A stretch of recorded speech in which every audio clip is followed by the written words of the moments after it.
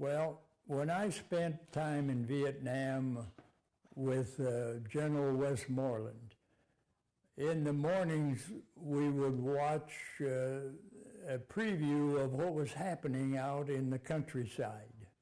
And then from that he would make judgments on what needed to get done. And he told me, he says, we can win this war, but they won't let us. And I followed that, and you know, we had an ambassador bunker that was in charge of the Asian area. And as my belief was that he was really controlling what was happening in that Asia theater and involved in that war. Our military could not do the job that they were meant to do.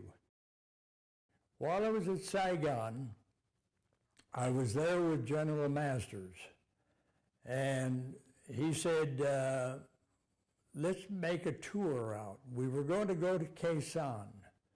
Well, Khe Sanh got bombarded by the Viet Cong at the time, so that was out of the question.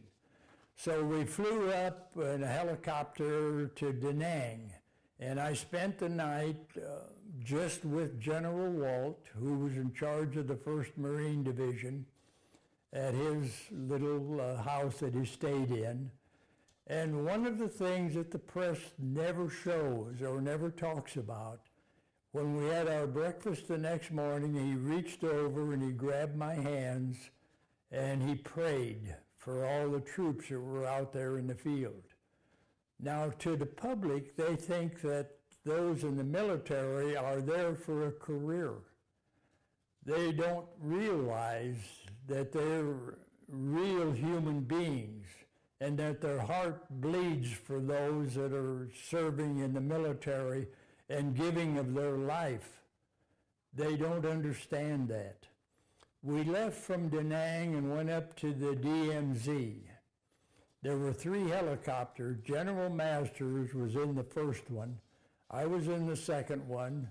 My aide was in the third one.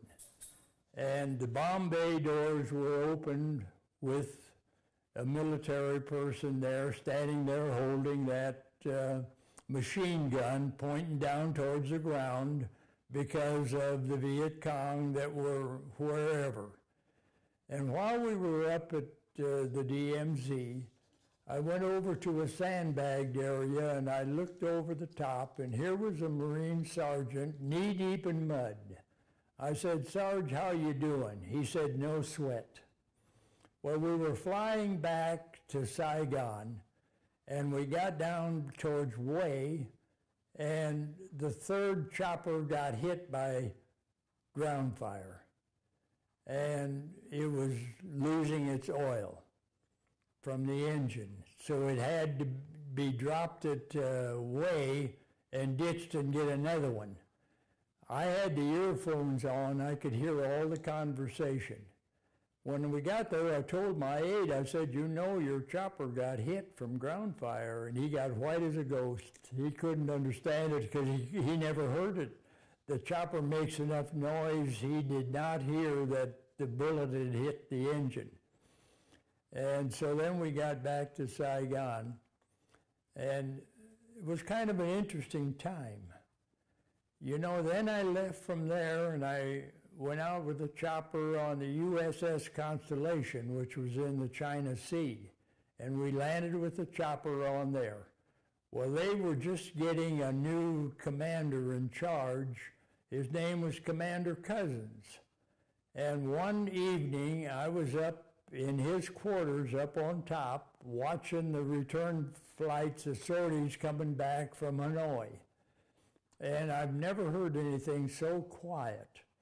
All the personnel on there were all concerned on who might not be coming back.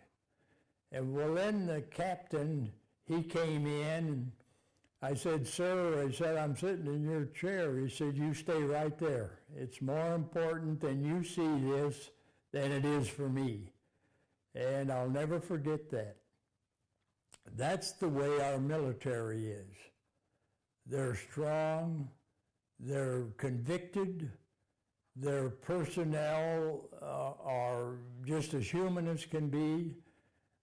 We got a lot to thank for the people that wear the uniforms for our country. I can never forget one night, I had a telephone call in Indianapolis at one of our conferences. It came from a party from down in Florida. I had been into Florida and gave an address, and he didn't like it.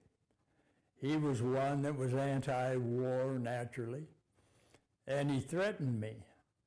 Well, here's the power of the FBI. I didn't know that I had assigned quietly FBIs to watch wherever I went and whatever I did. And that was because of Mr. DeLoach took care of all of that. So I called in to the FBI agent and I said I had this call at 2 o'clock in the morning. Well, they tracked it down and they came from Hollywood, Florida in a telephone booth. So they couldn't track down who the party was, but they were well aware of it. You know, and I found other times when I went overseas, when I went through Los Angeles Airport, the FBI took me from one plane over to another one. And when I got over into Hong Kong, I was with an FBI agent that saw that I got around and taken care of. I don't know how many other times, because of the scare or whatever, I don't know how much that they did in making sure that I was protected. Well, they were people, I used to go out and I would mix with them. And I would ask them when they were demonstrating what their purpose was and why they were involved. I said, do you really believe in what you're doing? And many of them would say, no, we're just here having a good time. That was a lot of it. There were some that were very sincere, and they were anti-war, and they were anti-against the American Legion and the VFW and the other groups that supported our military. They didn't want a military support. They wanted to have those funds used for many other purposes other than that. So it was kind of discouraging. I had an interesting thing happen.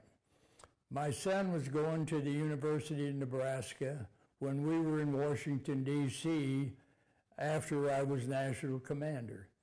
And he came back and went to American University for a summer class to take a couple of courses. And this would have been in 1969. And, you know, he saw the first demonstration of the hippies, is what we called them in those days, and it bothered him. And he said to his mom one day, he said, doesn't anybody love this country anymore? And he went down and enlisted in the Army and became a Green Beret and wound up in Vietnam. So there was a lot of difference being played. And I think a lot of it was attributed to those that resented it because of their military training, their involvement with the American Legion and other veterans organizations that were pro-America first. And that's the way it should be.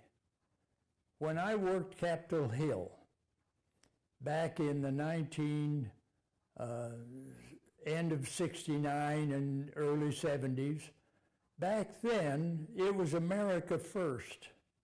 Today, unfortunately, it's me first. And we've got to change this attitude. We've got to get back to where we work for our country and for the best interest of our state and our communities and our nation. That's the important part of the job that we need to do. And I think the Legion is doing an excellent job in promoting it, but we got to get more and more other persons involved, especially young people.